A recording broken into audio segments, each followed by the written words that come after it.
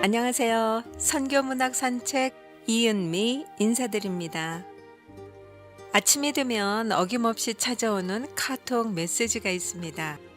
여러분도 여러 가지 제목의 메시지 많이 받으시죠? 제가 받는 것은 아침 묵상이라고 하는 짧은 내용, 긴 감동의 메시지예요. 얼마나 큰 은혜인지 모릅니다. 그 중에 한 가지를 선교사님들과 또 일반 청취자 여러분과 묵상하고 싶어서 선택했는데요. 나눠드리면서 선교문학 산책 문을 활짝 엽니다. 우리가 광야라고 부르는 곳을 하나님은 훈련장이라고 부르십니다. 우리가 고난이라고 생각하는 것을 하나님은 성화라고 말씀하십니다. 우리가 환난이라고 하는 것을 하나님은 만남이라고 부르십니다. 우리가 어려움에 처한 그때가 하나님이 가장 가까이 계신 때입니다. 하나님은 우리의 피난처시요 힘이시니 환난 중에 만날 큰 도움이시라. 그러므로 땅이 변하든지 산이 흔들려 바다 가운데 빠지든지 바닷물이 흉용하고 뛰놀든지 그것이 넘침으로 산이 요동할지라도 우리는 두려워 아니하리로다. 시편 46편 1절로 3절 말씀을 드립니다. 이 내용을 전해드리면서 이런 생각을 해봤어요. 선교사님들께서 혹은 사모님들께서도 나누고 싶으신 메시지가 있으시겠다라는 생각이요. GMN 선교회 선교문학 산책 담당자 앞으로 이메일 보내주시면 되거든요. 함께 나누면 2배의 은혜가 있으리라 믿습니다. 이메일은요. sunministry@gmail.com으로 보내주시면 됩니다.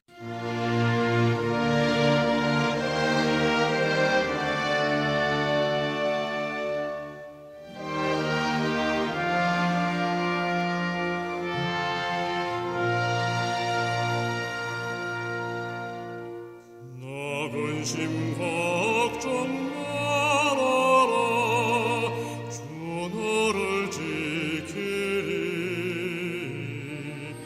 주 날개 밑에 가라 주 너를 지키리 주 너를 지키리 아무 때나 주 너를 지키리 널 지켜주시리.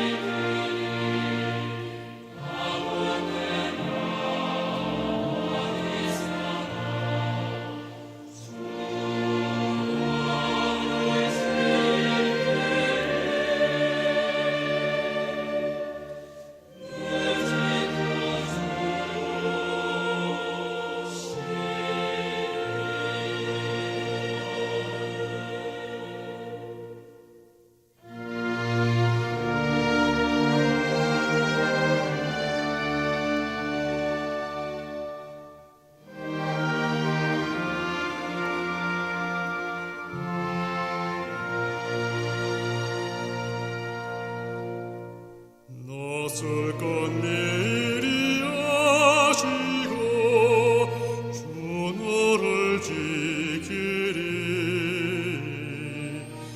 구하는 것을 조시며 주 너를 지키리 주 너를 지키리 아무 때나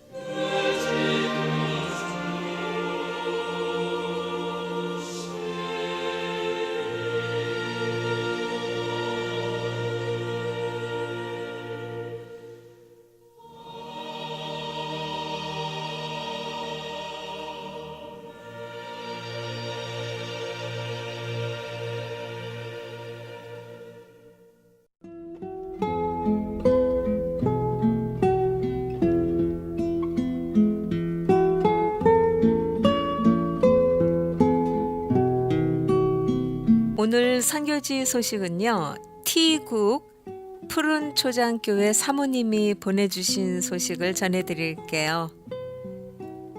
안녕하세요. 전 T국의 푸른 초장교회 사모입니다. 저희는 2009년 평신도 사역자로 파송되었고 2011년 교회 개척을 했습니다. 믿는 사람 한 명도 없이 시작한 땅에서 이제는 T국뿐만이 아니라 이 주변에 있는 나라들의 사람들이 함께 모여 예배를 드립니다. 저는 두 아이의 엄마로 사모로 작년에 혼자 LA 선교 대회를 다녀왔습니다.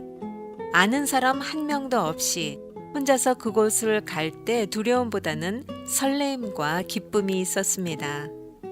사실 결혼 11년이 되어가는 동안 한 번도 혼자서 어디를 가본 적이 없었기에 새삼 혼자 떠나는 여행이 낯설지만 또 한편으로는 기대하는 마음이 컸습니다. 꿈에 그리던 미국을 처음으로 가기에 너무나 설레었습니다. 전 이 땅에 살면서 글을 쓰고 편지를 보냅니다. 고등학교 때 문학반이었고 계명대 음대 작곡과로 진학하면서 음악 이론 전공을 하며 또 글을 썼습니다. 졸업 후 숙대 음악치료대학원을 진학하면서 제 삶은 막연히 미국 유학으로의 꿈을 꾸게 되었는데 하나님께서는 또 다른 계획을 제게 알려주셨습니다. 결혼 후 미국 유학을 떠나려 했던 계획은 음악과 선교라는 그림 속으로 들어가게 되었습니다. 그리고 그 꿈은 아직도 현재 진행형입니다. 2003년 태국 방콕 국제학교에서의 MK 단기 사역자로서의 경험, 2004-2005년 한동대 안 한동국제학교 MK 교사로서의 삶이 우연이 아니었음을 새삼 묵상하게 됩니다. 서울에서 음악 출판사에 취직되어 직장 생활을 할 때 일주일 저녁에 한 번 MK 네스트에서 MK 교사 훈련을 받았던 것도 지금 생각해 보니 참 놀라운 일입니다. 그것이 계기가 되어 사표를 쓰고 단기 사역자로 나갈 수가 있었고 결혼 후 지금 여기까지 오게 하신 것이지요. 부족하지만 제가 9월에 묵상한 글을 보내드립니다. 우리 교회에 다시 시작된 여성 기도 모임에 다녀왔다. 많은 나라에서 온 여성들이 함께 모였다. 아직은 몇 명 모이지 않지만 이 땅에서는 한 명 한 명이 너무 귀한 사람들이다. 각자의 나라와 언어는 다르지만 함께 모여 기도하고 찬양하고 나눔을 할 때 참 기쁨과 감사함이 있었다. 세상의 것과는 비교할 수 없는 것들. 그것은 바로 영적인 세계의 비밀인 것이다. 그것이 무엇인지 정확하게 말로 다 표현할 수 없지만 이 땅에서 난 가끔 기도할 때 하나님께 이렇게 기도했었다. 남들과는 다를 수 있는 특별한 무엇인가를 가지고 싶다고. 하나님 안에서 그 열망이 늘 잊혀지지 않도록 말이다. 그것이 없다면 내가 무엇으로 이 땅에서 살 수 있는가? 그래서 그것을 꼭 가지고 싶다고 말이다. 남들이 보지 못한 것들을 보고 싶다고 했었다. 그건 바로 이 땅에서 현지인들과 함께 살아가며 크리스찬 공동체를 이뤄가는 것이다. 이들을 보며 책에서 읽은 성육신의 의미에 대해 묵상하게 되었다. 이슬람 문화에서 태어난 이들은 복음을 받아들이고 함께 나눌 수 있는 크리스찬 공동체가 있다는 사실만으로도 너무 감사해야 한다. 오늘은 더 들떠서 한 달에 한 번 나가서 카페에 가서 복음을 전하자고도 했다. 교회뿐만이 아니라 밖에 나가서 복음을 전해야 한다는 분명한 사실을 깨닫게 하시며 각자에게 소명과 헌신에 대해 생각하게 하셨다. 최근에 가족 여행으로 불가리아를 다녀왔다. 자동차로 4시간이면 갈 수 있는 나라. 1박 2일로 갔다가 돌아오는데 국경을 통과하면서 다시 한번 묵상하게 되었다. 내가 처음에 불가리아를 온 것은 1997년이었다. 대학교 때 단기 선교 여행으로 왔었고 2009년엔 비자 때문에 왔었고 이번엔 가족 여행으로 왔다. 국경을 통과하면서 K국으로 돌아오는 내내 창밖을 보며 생각했다. 난 다시 이 땅으로 들어가는구나. 이젠 이곳이 내가 살고 있는 곳이구나. 20년 전 왔던 이곳에 다시 오게 되다니 놀랍다는 생각이 들었다. 1996년 선교 한국대 선교단체에 이름 적어 놓은 것이 계기가 되어 처음 이곳에 오게 되었다. 정말 대학교 때는 그저 호기심에 왔던 것이었고 음대생으로 반주를 도와주려 했던 마음이었는데 지금은 이 땅에서 살게 하시며 하나님의 일에 동참케 하시니 놀라운 하나님의 은혜이다. 3개월 여름방학은 아직도 진행 중이다. 그동안 한국에서 손님들이 여행 왔었고 돌아갔다. 나는 이제 이곳이 사는 곳이며 몇몇 사람들은 내게 이렇게 물어온다. 어떻게 이 땅에서 계속 살 수 있는 것이죠? 문화와 언어를 직접 체험해 보면서 힘들다는 것을 알게 된 사람들이 내게 질문을 할 때 다시 한번 이 땅에서 사는 의미에 대해 묵상하게 되었다. 하나님께서 이 땅을 향한 계획하심이 있으며 내게도 할 일을 주셨다. 그것이 무엇인지 늘 상상하면서 꿈꿔왔던 일들, 음악과 선교를 통해 할 수 있는 일들, 글쓰기를 통해 앞으로 이뤄갈 일들, 선교학 공부를 하며 지내게 하시는 날들, 아직도 내 삶은 진행 중이며 꿈꿔가고 있는 중이다. 이젠 가정을 주셨기에 혼자가 아니며 가족을 통해 함께 이루어가게 하신다. 이제 다음 주면 아들은 1학년, 딸은 5학년으로 새 학교에 들어간다. 또다시 만날 사람들을 기대하며 이 땅에서 감사히 살아가기를 기도한다. 우리가 밟은 이 땅에 하나님의 은혜와 축복이 가득하기를, 주님의 사랑이 우리를 통해 전해지기를 기도한다. 나는 그분의 도구이기에 순종함으로 감사함으로 이 길을 오늘도 걸어간다.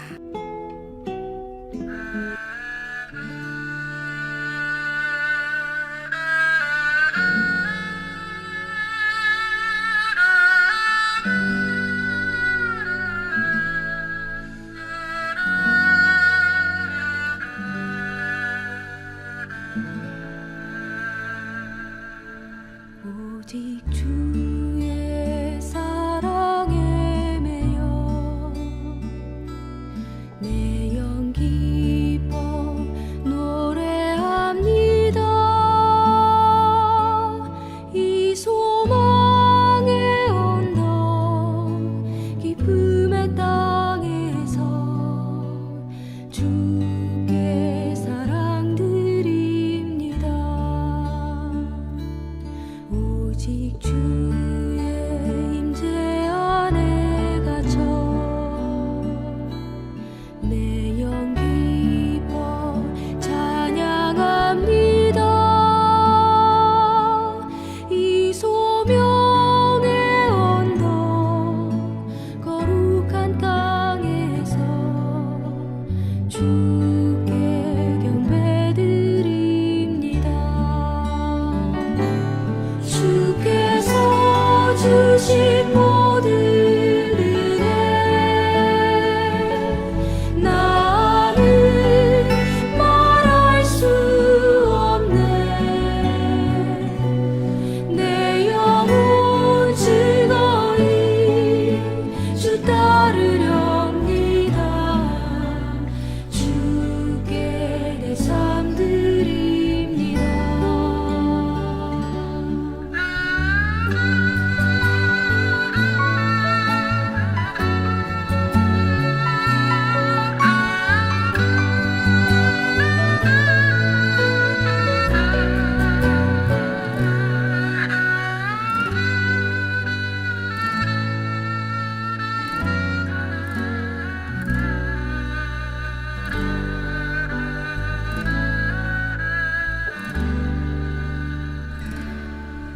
오직 주의 사랑에 매여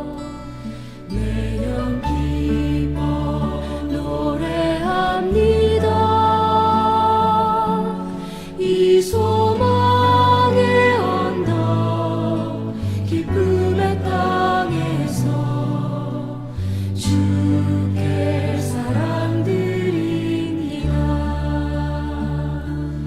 오직 주의 임재 안에 갇혀 내 영 기뻐 찬양합니다. 이 소명의 언덕 거룩한 땅에서 주께 경배드립니다. 주께서 주신 모든 은혜 나는 말할 수 없네. 내 영혼 즐거이 주 따르렵니다. 주께 내 삶 드립니다. 주께 내 삶 드립니다.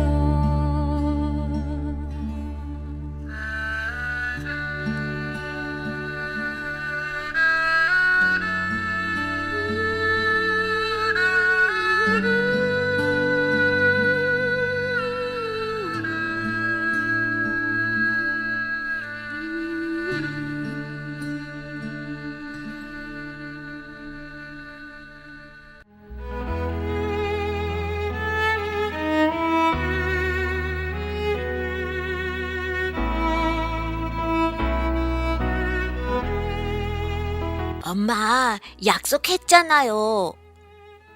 1993년 6월이었습니다. 혈우병을 앓던 아들 컬비가 에이즈와의 오랜 투병 끝에 11살의 나이로 세상을 떠났습니다. 비록 컬비가 병마를 이겨낼 수 없다는 것쯤은 알고 있었습니다. 하지만 아이를 잃은 후 석 달 동안 나는 끊임없이 흐느끼며 슬픔과 싸워야만 했습니다.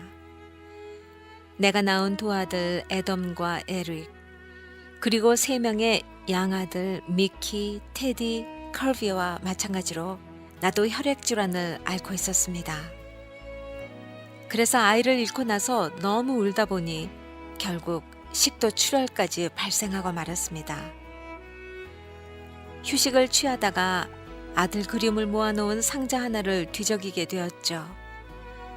거기서 우연히 종이 쪽지 하나를 발견했는데 가지런하고 동글동글한 글씨체로 이렇게 쓰여 있었습니다.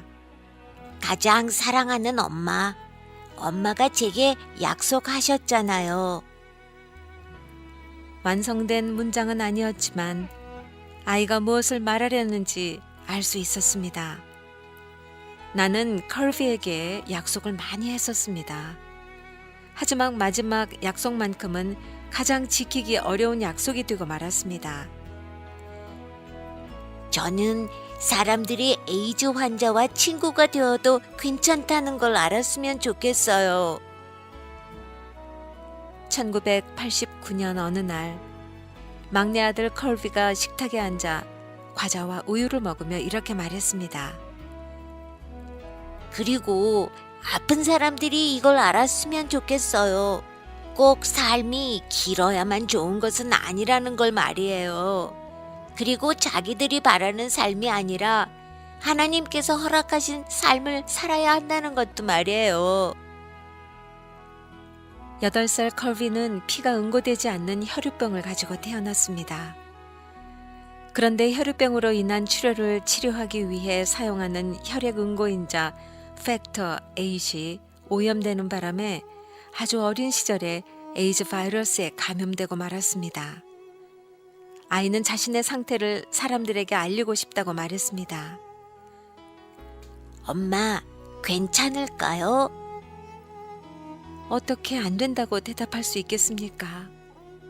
컬비는 고통으로 채워진 짧은 삶을 살면서도 자신에게 허락하신 하나님의 뜻을 발견했다고 믿는데 말입니다. 입가에 우유를 묻힌 연약한 소년의 얼굴 너머로 사명감을 띤 눈동자가 보였습니다. 컬비는 뉴저지 남부에서 가장 큰 신문인 커리어 포스트지에 자신의 이야기를 토고했습니다. 에이즈에 걸린 사람들도 친구가 필요해요. 그들과 함께 점심을 먹고 함께 수영도 하고 슬퍼할 때면 껴안아 주어도 괜찮아요. 그 기사에 대한 반응이 어찌나 폭발적이었던지 TV에도 출연하게 되었고 기사도 더 많이 보도되었습니다. 그 후 2년 동안 컬비의 건강은 더 악화되었지만 아이는 고집스러우리만큼 열심히 자신의 사명을 계속해 나갔습니다. 그 애는 에이즈 문제에 대해서나 또 하나님에 대한 자신의 믿음에 대해서나 솔직하고 진지하게 이야기했습니다. 방송 기자인 제인 윌리스 씨에게도 이렇게 말했습니다. 저는 죽어서 천국으로 가는 게 두렵지 않아요. 제가 싫어하는 건 아플 때뿐이에요. 때때로 너무 아플 때면 하나님께 기도해서 수호천사가 제 손을 잡아주도록 부탁드려요. 저는 하나님께서 제 기도를 들으신다는 걸 알아요. 왜냐하면요, 기도를 마친 후 제 손이 따뜻해지는 걸 느끼거든요. 컬비는 소아 에이즈 환자를 돕기 위한 장거리 걷기 대회에도 참가했습니다. 정치가와 사업가들에게도 편지를 썼으며 집집마다 찾아다니며 모금 운동도 했습니다. 또 자신의 병 따위는 염두에 두지도 않고 형들이 필라델피아의 노숙인들에게 줄 샌드위치를 준비하는 일을 도와주었습니다. 매년 그 애는 대고모들이 선물로 보내준 용돈으로 어느 가난한 가정의 추수감사절 만찬을 마련해 주었습니다. 또 슈퍼마켓 바깥에서 방한복을 입고 이불을 덮은 채 윌체어에 앉아있기도 했습니다. 저소득층 아이들이 크리스마스 선물을 받을 수 있도록 모금을 했던 것입니다. 아버지가 퇴근해 집에 돌아올 때에 언제나 깨어서 아버지를 맞이할 수 있도록 자신의 낮잠 시간까지 조절했습니다. 컬비는 자신에게 허락된 얼마 안 되는 시간을 베푸는 삶으로 꼭꼭 채워 넣으려 했습니다. 매일매일 하나님께서는 내게 아들의 새롭고 놀라운 면들을 보여주셨죠. 그러나 에이즈는 잔인했습니다. 컬비의 정신력은 무한한 듯 했지만 아이의 신체, 특히 연약하고 상처투성이인 혈관은 비참할 정도였습니다. 어느 날 밤 나는 컬비의 몸에서 정맥주사를 놓을 혈관을 찾느라 애를 먹고 있었습니다. 바늘을 찔러 넣을 때마다 아이는 고통으로 움찔했지만 움직이지 않고 가만히 있으려고 무지 애를 썼습니다. 순간 마음속 깊이 억눌러왔던 좌절과 절망감이 밀려왔습니다.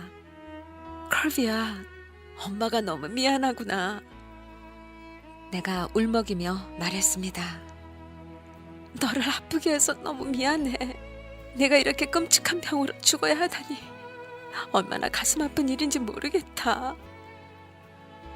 나는 흐느끼느라 더 이상 말을 잇지도 못했습니다.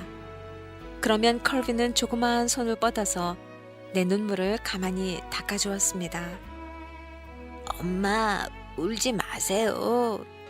만일 엄마와 아빠가 저를 양자로 삼아주시지 않았다면 아마 저는 4살이나 5살에 죽었을 거예요. 지금은 덤으로 살고 있는 셈이라고요. 갑자기 내 가슴에 평온함으로 가득 채워졌습니다. 하나님, 제가 이토록 귀한 아이를 선물로 받을 자격이나 있을까요? 그로부터 2주가 지날 무렵 덤으로 사는 컬비의 삶도 이제 끝이 다가오고 있음을 알 수 있었습니다. 컬비는 아직 끝나지 않은 자신의 계획을 염려했습니다. 아이는 모금운동과 생명에 관해 메시지를 전하는 일, 그리고 내가 더 나이 들었을 때 나를 위로해주지 못하리라는 사실을 걱정하고 있었습니다. 우리는 늘 해왔던 방식으로 그 문제들을 풀어나갔습니다. 우리는 서로 약속했습니다. 나는 컬비의 사업을 계속해 나갈 것이며 컬비는 내 수호천사가 되어주리라고 말입니다. 몇 년 전 나는 아들에게 죽음의 순간이 임박하면 알려주겠노라고 약속했습니다. 그리고 1993년 6월 9일 이른 새벽 마침내 그 약속을 이행했습니다. 아이가 그날 밤을 넘기지 못할 것이라는 생각이 들었던 것입니다. 나는 컬비에게 손을 잡아주겠다고 말했습니다. 그리고 만일 밝은 빛이 보이면 그 빛을 향해 뛰어가라고 했습니다. 그 빛은 천국으로 들어가는 입구를 가리키는 신호라고요. 그렇지만 엄마는 슬퍼할 거잖아요. 물론 슬플 거야. 그렇지만 내가 고통스러워하는 걸 지켜보는 것이 더 슬프단다. 엄마, 약속할 거죠? 나는 죽어가는 아들과 마지막 약속을 했습니다. 아이가 희미한 미소를 간신히 지어 보였습니다. 고마워요, 엄마. 전 너무 피곤해요. 그리고 이젠 준비가 되었어요. 컬비는 그날 밤을 간신히 넘기고는 다음날 오후 1시에 숨을 거두었습니다. 마지막 순간에도 아이는 깜짝 놀라며 숨을 쉬어보려고 애를 썼습니다. 생명이 다하는 그 순간 마지막 힘을 다해 자리에서 일어나 앉더니 장난기 어린 눈으로 나를 응시했습니다. 컬비, 환한 빛이 보이니? 내가 묻자 아이가 고개를 끄덕였습니다. 그러면 가거라. 컬비, 빨리 뛰어가. 하나님께서 기다리고 계셔. 아들은 다시 자리에 눕더니 평화로이 눈을 감았습니다. 그 불빛을 향해 달려간 것입니다. 석 달이 지난 후 병상에서 몸을 회복 중이던 나는 컬비의 물건 가운데서 찾아낸 종이 쪽지를 들여다보고 있었습니다. 내 어린 아들이 너무도 보고 싶었습니다. 그 애의 사랑스러운 글귀들, 반짝이는 검은 머리에서 나던 향내, 그 애가 해주던 포옹, 미소 등등이 그리웠습니다. 무엇보다도 우리가 함께 나눈 늦은 밤의 대화와 그 대화를 통해 얻을 수 있었던 영적인 힘이 그리웠습니다. 엄마, 나랑 약속했잖아요. 컬비가 이렇게 말하는 것이 들리는 듯 했습니다. 부드럽지만 힘찬 모습으로 자신의 삶은 비극이 아니라 축복이며 승리라는 것을 보여주던 그 밤을 나는 기억해냈습니다. 나는 컬비에게 많은 약속을 했습니다. 아이의 메시지를 사람들에게 널리 알리고 그 아이의 사업을 계속하겠노라고. 무엇보다 컬비의 고통만을 바라보고 슬퍼하기보다는 그 애가 하나님의 보살핌 속에 있다는 사실을 잊지 않겠노라고 약속했던 것입니다. 그 종이 쪽지를 쥐고 있자 상실감이 어느덧 서서히 줄어들었으며 목적의식이 되살아나는 것 같았습니다. 컬비는 이 세상을 떠났을지 모르지만 그렇다고 그 애가 내 삶에서 사라져버린 것은 아니었습니다. 나는 침대맡에 있던 공책과 펜을 집어들고는 해야 할 일의 목록을 써내려가기 시작했습니다. 컬비가 떠난 지도 어느덧 3년이 흘렀습니다. 나는 지금도 그 애가 보고 싶고 우리 모두 그 애를 무척이나 그리워합니다. 작년에는 형 미키마저 끝내 에이즈로 세상을 떠났습니다. 그러나 나는 슬픔을 행동으로 승화시키는 방법을 배웠습니다. 힘겨워서 비틀거릴 때면 나는 컬비와의 했던 약속을 떠올립니다. 이 땅에서 내 아들 컬비의 삶은 짧았지만 그 아이의 삶이 가져온 축복은 계속될 것입니다.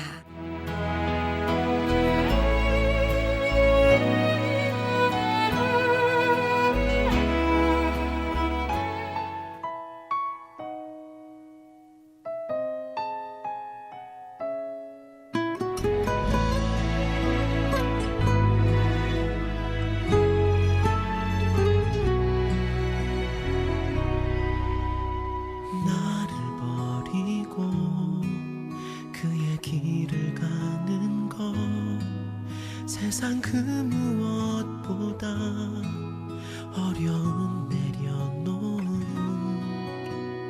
내 안에 예수 그분만 생각할 때 하늘의 그 손이 일하시네.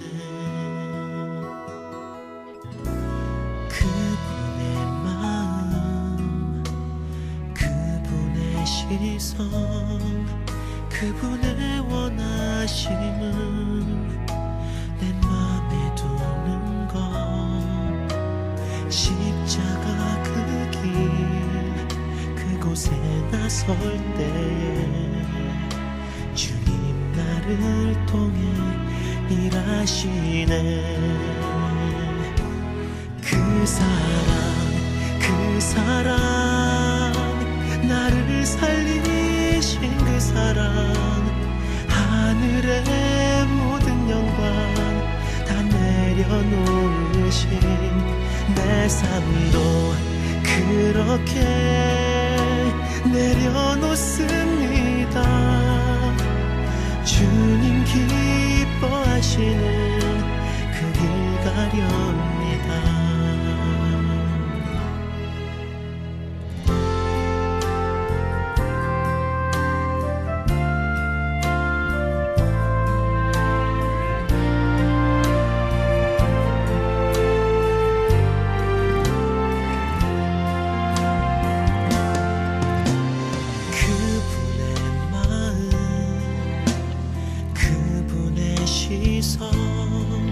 그분의 원하심을 내 맘에 두는 것 십자가 그 길 그곳에 나설 때에 주님 나를 통해 일하시네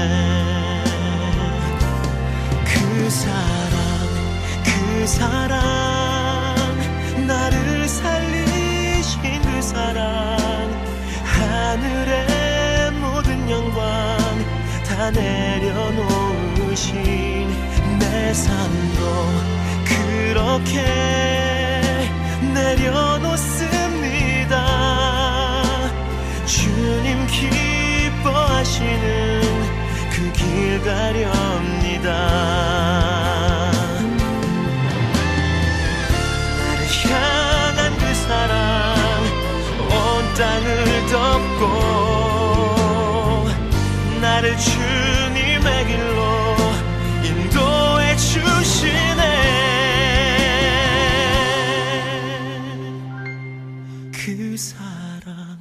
그 사랑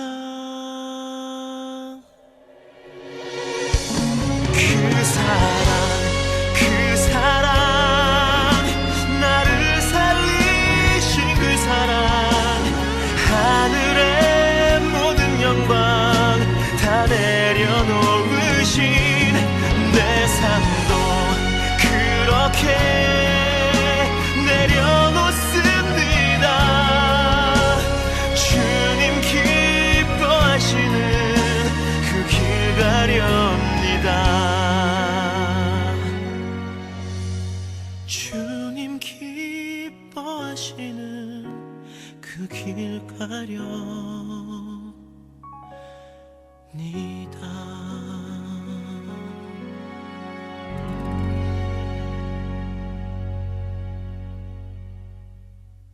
여러분 아보카도 좋아하세요? 네, 지방 함유량이 너무 높다고요? 좋은 소식이 들어와 있습니다. 저지방 아보카도가 처음 선보인다고 합니다. 영국의 BBC가 보도했는데요. 스페인 식품회사 이슬라 보니타가 일반적인 아보카도보다 지방 함유량을 최고 30%나 줄인 아보카도 라이트를 런칭했다고 보도했습니다. 이달 말에 스페인 마드리드에서 열리는 무역 박람회에서 첫 판매를 시작한다고 하네요. 이슬라 보니타 측은 자사 웹사이트를 통해 특별한 토양과 기후에서 재배했기 때문에 지방 함유량을 줄였지만 영양적인 파괴가 없다면서 이 아보카도 라이트는 더 빨리 숙성하고 더 느리게 산화한다고 설명했습니다. 다른 과일에 비해 아보카도 어떻습니까? 지방 함유량은 높지만 이 식감이 풍부하고 상당히 부드럽잖아요. 그런데 이 아보카도의 지방은 대부분 몸에 좋은 단일 불포화 지방산이잖아요. 이 단일 불포화 지방산은 콜레스테롤 수치와 암, 심장병 위험을 낮춰줍니다. 이게 얼마나 좋은 식품입니까? 다만 영국 국민보건서비스는 아침 식사 대용으로 토스트 위에 아보카도를 얹어 먹는다면 반쪽을 넘지 않는 게 좋다고 했는데 왜일까요? 아보카도 한 개는 칼로리가 330 정도라고 합니다. 자, 이 정도를 어떻게 계산을 할 수 있을까요? 여성의 일일 칼로리 섭취 권고량의 5분의 1을 밑도는 수치입니다. 상당히 높죠. 이슬라 보니타 측은 아보카도 라이트가 아보카도 시장의 큰 성장을 견인할 것이라고 자신만만해했습니다. 하지만 비싼 가격은 여전히 걸림돌인데요. 지난해 호주에서는 한 신문 칼럼니스트가 밀레니얼 시대는 토스트 위에 얹을 아보카도를 사는데 돈을 너무 많이 써서 집을 살 여유가 없을 것이다 라는 칼럼을 썼다가 한바탕 소동이 일어났었습니다. 자, 이 아보카도 대체적으로 어떻게 드세요? 김에 아보카도와 몇 가지 야채를 싸서 핸드롤로 말아먹는 그 맛 기가 막히지 않습니까? 이 시간에도 동일하게 역사하시는 하나님의 은혜를 같이 노래하겠습니다. 나의 등 뒤에서 나를 도우시는 주. 나의 등 뒤에서 나를 도우시는 주 나의 인생길에서 지치고 고나여 매일처럼 주저앉고 싶을 때 나를 밀어주시네. 일어나 걸어라. 일어나 걸어라 내가 새 힘을 주리니 일어나 너 걸어라. 일어나 너 걸어라 내 너를 도우리 나의 등 뒤에서 나의 등 뒤에서 나를 도우시는 주 때때로 뒤돌아보면 여전히 계신 주 잔잔한 미소로 바라보시며 나를 재촉하시네. 일어나 걸어라. 일어나 걸어라 내가 새 힘을 주리니 일어나 너 걸어라 내 너를 도우리 일어나 걸어라. 일어나 걸어라 내가 새 힘을 주리니 일어나 너 걸어라. 일어나 너 걸어라 내 너를 도우리 내 너를 도우리. 내 너를 도우리 내 너를 도우리. 내 너를 도우리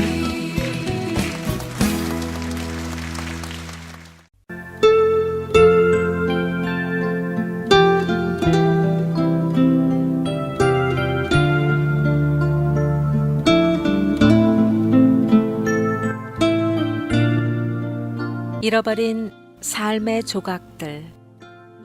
아버지는 페인트를 칠하는 직업을 갖고 있었지만 밤에는 음란한 그림들로 사방 벽을 도배한 지하실에서 망각의 세계로 빠져들기 위해 술을 마셔댔다. 몇 시간을 퍼마셔댄 후에는 마귀와 같은 얼굴로 지하실에서 튀어올라와 제일 먼저 발견한 식구 중 누구든지 마구 때리기 시작했고 그 다음에는 말리는 다른 식구들을 실컷 때리고 마지막으로 어머니에게 그 광란을 쏟아부었다. 어머니는 언제나 최후 구타의 대상으로 가장 심하게 두들겨 맞았다.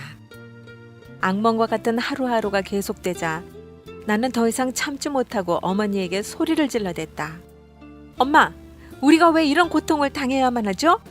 우리 이곳을 떠나요. 지금 못 떠나면 아버지는 결국 엄마를 죽이고 말 거예요. 얘야, 난 떠날 수 없어.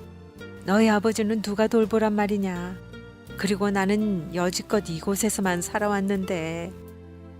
끔찍한 현실을 차마 직면할 수 없다는 듯 어머니는 내게서 얼굴을 돌려버렸지만 나는 캘리포니아로 시집간 조의 언니에게 전화를 해서 탈출을 준비하기 시작했다. 어머니는 집안의 가구까지 다 팔아버리고 나서야 할 수 없이 평생을 살아온 집을 떠나기로 마음을 바꾸셨다. 캘리포니아에 도착한 나는 낮에는 범선을 제작하는 조그만 회사의 비서로 일하면서 밤에는 군부대 장병들을 위한 연예 프로그램을 짜는 자원봉사를 했다. 그 일은 창조적인 에너지를 발산할 수 있었으며 많은 젊은이들을 만날 기회도 되었다. 덕분에 과거의 우울한 기억들을 버리고 밝고 명랑하게 살아갈 준비가 되어가는 것만 같았는데 몇 달 후 생각하기도 싫은 그 끔찍한 사건이 일어났던 것이다. 그날 회사에서 야근을 마치고 밤늦게 동료들과 함께 집에 돌아가는 길에 가끔 사무실에 들리는 세일스맨 잭을 만났다. 아가씨들, 피자 하나 좀 사가지고 우리 집에 가서 영 하나 봅시다.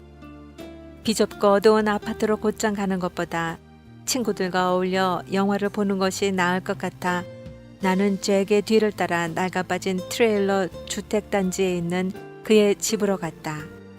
친구들이 피자를 사러 간 사이 좀 쉬어야겠다는 생각으로 소파에 앉아 있는데 잭이 내 앞으로 다가와 갑자기 목에 키스를 하기 시작했다.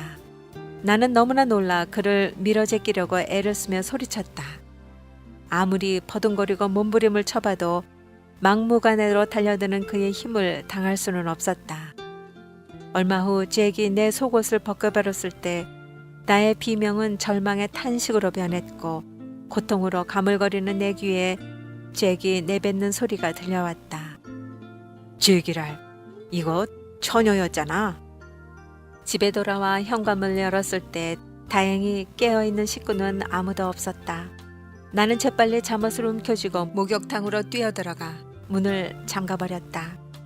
흐르는 물에 나의 더럽혀진 육체를 씻어버리고 싶었지만 아무리 씻어도 나의 깨어진 영혼과 마음의 상처는 씻겨지지 않았다. 하나님, 왜 이런 비극이 저한테 일어나야 합니까? 그동안의 고생만으로 부족했었나요? 저는 예수님을 믿으면 옛날의 삶과는 뭔가 다를 줄 알았는데요. 필라델피아 시절 빌리 그레엄 목사님의 설교를 듣고 예수님을 나의 구세주로 영접했었다. 하지만 아버지의 폭력에서 멀어진 이후 또다시 닥친 이 절망감은 나를 처절한 외로움과 분노로 이끌었다. 무거운 발걸음을 질질 끌며 방으로 돌아와 침대에 누우려던 나는 빌리 그레엄 선교회에서 보내온 통신 성경 공부 교재를 발견했다. 무심코 오늘 해야 하는 공과를 펼치자 맨 앞에 있는 성구가 나의 시선을 끌었다. 또 여호와를 기뻐하라. 저가 내 마음의 소원을 이루어 주시리로다. 너의 길을 여호와께 맡기라. 저를 의지하면 저가 이루시고. 시편 37편 4절 5절이다. 맡기라는 단어가 나의 마음을 때렸다. 나는 이 사건을 하나님께 맡겨야 했다. 끝없이 나를 동정하고 한숨만 쉬고 있을 수는 없었다. 나는 이 고통스러운 아픔을 가져온 커다란 구멍을 하나님께서 채워주시리라는 생각이 들기 시작했다. 그렇게 하루하루가 지나고 나의 고통과 혼란도 가라앉아 갔다. 그 일이 있은 지 몇 주가 지난 어느 날 나는 꼭 독감에 걸린 것처럼 목이 아프고 메스꺼려서 항생제 주사나 맞을 요양으로 병원에 갔다. 당신은 임신인 것 같습니다. 피검사를 한 후에 확실한 결과를 알려드리죠. 그럴 리가 없는데요. 그럴 수는 없어요, 선생님. 나는 의사에게 항의했다. 마치 저주받은 느낌이었다. 누가 나를 이 곤경에서 도와줄 수 있을까? 하나님께 맡기면 모든 것이 해결될 줄 알았는데. 하나님, 저 이제 어떻게 살아가요? 도와주세요. 저를 인도해 주세요. 불행히도 검사 결과는 양성이었다. 망설이던 끝에 이 사실을 어머니께 말씀드렸으나 어머니의 반응은 무조건 집을 나가라는 것이었다. 어떻게 이런 일이 일어나게 되었는지 설명조차 들으려 하지 않았다. 결국 조혜 언니의 소개를 받아 또 한 번 집을 떠나게 되었다. 주님, 내 인생이 엉망이에요. 전에도 엉망이었는데 주님께 모든 것을 맡기고 난 후에도 변한 건 아무것도 없어요. 왜 저는 즐거운 삶을 누릴 수가 없나요? 형부의 양 아저씨가 사는 로스앤젤레스 해변가로 향하는 도중 한 싸구려 모텔에서 나는 거의 1시간이나 넋두리를 했다. 끓어오르는 마음을 가라앉히기 위해 탁자에 비치해둔 성경을 집어들어 이 페이지 저 페이지 뒤적거리던 나의 눈이 마태복음의 한 구절에서 멈췄다. 우리가 우리에게 죄 지은 자를 사하여 준 것 같이 우리 죄를 사하여 주옵시고. 나는 갑자기 겁이 덜컥 났다. 나에게 상처 입힌 사람들을 용서하지 못하는 이 마음 때문에 내가 용서받지 못한다면 어떻게 할 것인가? 나에게 상처 입힌 사람들을 용서해야만 한다. 이것은 선택하고 말고의 문제가 아니었다. 첫 번째로 용서할 사람은 어머니였다. 어떻게 상처 입은 나를 집 밖으로 쫓아낼 수가 있었을까? 아니, 어머니는 이 문제를 처리할 능력이 없었을 뿐이었다. 아버지를 그렇게 만든 건 술이었다. 그는 사실 병든 사람이었던 것이다. 나는 나에게 상처를 입힌 사람들을 하나하나 떠올리며 그들을 용서해 나갔다. 나를 망쳐놓은 그 작자도 생각했다. 이 남자를 어떻게 용서해야만 한단 말인가. 그것은 너무도 어려운 일이었다. 그러나 주님, 그 남자를 용서합니다. 그가 왜 그런 행동을 했는지는 알 수 없습니다. 하지만 나는 그 자를 용서합니다. 용서하고 싶어서가 아니라 주님께서 그렇게 하라고 하셨기에 순종합니다. 그를 용서합니다. 마지막으로 나를 용서해야만 했다. 무지하고 순진했던 어리석음을 용서해야만 했다. 올바른 결정을 하지 못했던 나를 용서해야만 했다. 내게는 하나님의 도우심이 필요하다는 것을 인정해야 했다. 어느덧 푸르스름한 새벽빛이 초라한 모텔방에 비추기 시작했다. 조혜 언니가 소개해준 집은 건강이 좋지 않은 두 노인이 사는 더러운 집이었다. 내키지는 않았지만 별다른 방법이 없어 눌러 살기로 한 나는 새로 다니기 시작한 교회에서 크로포드 아줌마를 만나게 되었다. 그녀는 사랑에 넘치는 사람이었으며 어느 날 밤 나에게 못된 짓을 하려고 드는 노인을 막아주고 나를 그녀의 집에서 살게 해주었다. 따뜻한 가정의 사랑을 받아 마음이 편안해지자 비로소 뱃속에 있는 아이에 대해서 생각해보게 되었다. 처음에는 유산을 시킬까 생각도 해보았지만 내 안에서 아이와 함께 그리스도에 대한 사랑도 커가면서 나는 아이가 세상에 나와 훌륭한 삶을 살기를 바라게 되었다. 하지만 나 자신은 아이에게 합당한 가정을 제공하지 못한다는 사실도 인정해야만 했다. 나의 유일한 선택은 아기를 좋은 가정의 양자로 주는 것뿐이었다. 그래서 기도와 고민 끝에 성경을 믿는 가정에 보낼 것을 조건으로 입양 서류에 서명했다. 그리고 며칠 후 딸을 낳았다. 아기는 엄마의 얼굴도 한번 보지 못하고 입양되어질 가정으로 들어가고 나는 젖이 안 나오게 하는 약을 먹으며 허전함에 몸을 떨 수밖에 없었다. 내가 할 수 있는 일은 오직 아기가 그리스도를 알게 되었으면 하고 기도하는 것뿐이었다. 헤이젤은 대단히 매력적인 사람이었으며 얼마 전에 세상을 떠난 두 번째 부인이 남긴 두 딸을 데리고 살고 있었다. 그가 나에게 청혼을 해왔을 때 나는 과거의 아픈 기억들 때문에 망설일 수밖에 없었지만 그는 나의 과거를 듣고도 전혀 놀라지 않았고 오히려 서로에게 솔직할 수 있음을 기뻐하기까지 했다. 결국 나는 그의 세 번째 부인이 되어 캘리포니아로 이사가게 되었다. 그의 두 딸은 나를 받아들이는 데 있어 매우 용감했고 그들이 나를 엄마라고 부를 때마다 모든 어려움은 눈 놓듯이 사라졌다. 그때마다 입양시킨 친딸 생각이 간절해졌지만 모든 것을 새롭게 변화시켜 주시는 하나님께서 그 아이를 돌봐주실 것을 기도하며 위안을 삼을 수밖에 없었다. 시간은 살같이 흘러 결혼한 지도 어느덧 20여 년이 지나갔다.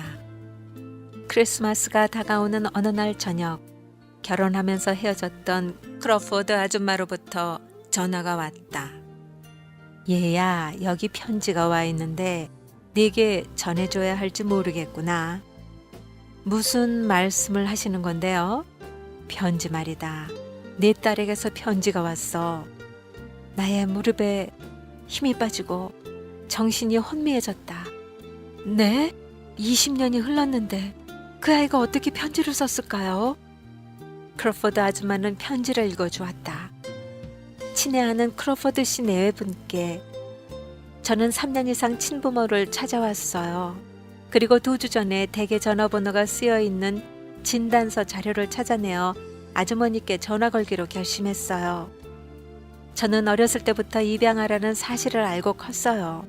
그리고 양부모님도 제가 친부모를 찾는 것에 대해 많이 협조를 해주신답니다. 저는 다른 입양아들과는 달리 친부모에 대해 나쁘게 생각해 본 적이 없어요. 제가 친부모를 찾는 일은 하나님의 인도하심이라고 생각해요. 줄리 드림. 나는 너무 놀라 멍하니 벽난로를 뚫어지게 바라보았다. 한편으로는 기뻐서, 다른 한편으로는 두려움으로 떨며 나는 울기 시작했다. 만일 그 애가 나와 함께 살겠다고 하면 어떡하지? 또 자신의 친아버지에 대해 물으면? 줄리의 양부모들은 나의 출현을 반가워하지 않을 텐데. 내 속마음은 갖가지 상념들로 가득 차 있었지만 손가락은 다이얼을 돌리고 있었다. 여보세요? 줄리? 내가 바로 리예요. 전화를 받는 이의 호흡이 거칠어졌다. 언젠가는 전화하실 줄 알았어요. 정말 감사해요. 혈육 계정은 20년을 뛰어넘었다. 그날 이후 우리는 전화로 많은 대화를 나누었으며 서로에 대한 많은 것을 알아나갔다. 하지만 차마 그 아이에게 자신이 강간의 결과로 태어났다는 말을 할 수는 없었다. 헬은 그 사실을 반드시 알려야 한다고 나를 설득했다. 언젠가는 줄리가 어머니를 찾았듯이 아버지도 찾게 될 텐데 다른 경로를 통해 그 사실을 안다면 더 큰 상처를 받을 것이라는 이유였다. 헬은 내 대신 줄리의 남편인 밥에게 전화를 걸어주었다. 밥, 줄리와 같이 듣고 있나요? 아닌데요. 좋아요. 당신에게 할 말이 있어요. 줄리의 잉태에 관한 거예요. 별로 좋지 않은 얘기랍니다. 그의 어머니 리는 강간을 당한 거예요. 내가 말하는 걸 이해합니까? 예, 최소한 일부분은요. 줄리에게 이것을 말해야 할지 모르겠어요. 그러니 이 문제를 남편인 당신에게 맡겨도 될까요? 무거운 침묵이 흘렀다. 밥, 듣고 있나요? 어떻게 할 거죠? 20년 전에 일어났던 사건이군요. 오로지 나에게 줄리를 주기 위해서. 자신의 출생에 대해서 전해 들은 줄리는 3일 동안 상처를 받아 괴로워하며 견디기 힘들어했지만 결국에는 하나님의 뜻이었음을 시인하고 감사할 수 있게 되었다. 나의 상처는 이제 흉터만 남아있을 뿐이다. 하나님께서 완전히 치료해 주셨기에 이제 내가 고통스러울 때 주님께서 허락하신 그 위로와 평강을 주님의 다른 자녀들과 함께 나누어 그들을 세우는데 사용하기를 원한다. 어떠한 고통스러운 인생도 하나님께서 모두 합력하여 선을 이루어 주시는 것을 나는 깊이 체험했다. 하나님의 평강이 우리가 잃어버린 삶의 조각들로 인해 고통 중에 있을 때 우리를 지켜주시리. 네, 1시간이라는 시간이 훌쩍 지나갔네요. 방송을 들으시면서 나도 글 좀 써볼까 생각하시는 분들 대환영합니다. 저희 이메일 주소 다시 말씀드릴게요. son입니다. sonministry@gmail.com 선교 문학 산책 담당자 앞으로 써주시면 여러분의 글을 방송으로 낭독해 드리겠습니다. 지금까지 이은미였습니다. 안녕히 계십시오. 고치시는 주님 하늘의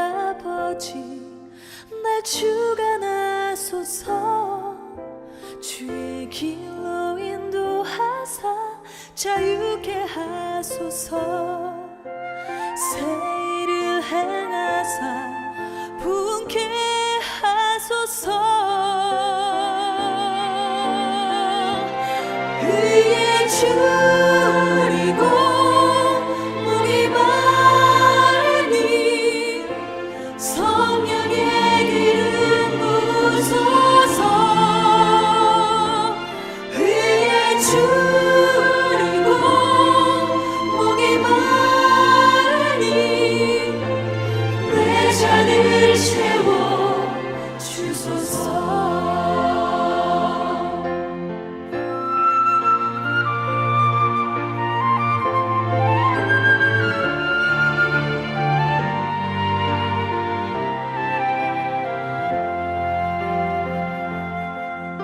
성령으로 채우사 주보게 하소서.